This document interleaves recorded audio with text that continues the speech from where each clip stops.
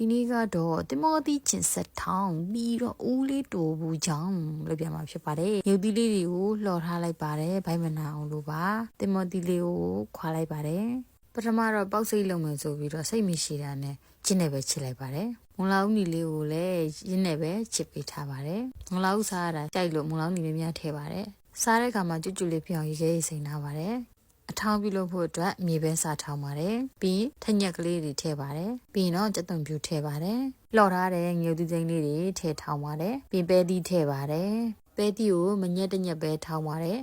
ခရမ်းညင်သီးလေးကိုလည်းမပါတပါလှီးပြီးတော့မညက်တညက်ထောင်းပေးပါခရမ်းကျွတ်သီးကြရင်ထည့်ပါမကြရင်မထည့်ပါနဲ့တမယာသီးလေးညှစ်ပါ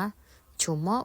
လမ်းပြားရီထိုင်းငပိထည့်ပါတယ်ပြီးရင်တော့နှံ့နေအောင်လို့မှုပေးလိုက်ပါတယ်။ဆောင်းဝတ်သေးနေလို့ပကံနဲ့ပဲထောင်းမှုသားတွေကိုထည့်ပြီးတော့တင်မောသီးနဲ့နေပေးလိုက်ပါတယ်။ဆောင်းရည်ဒီမှာရှုရှဲပွင့်ထွက်သွားမှယူရီးယားတင်မောသီးတောင်လေးရပါပြီ။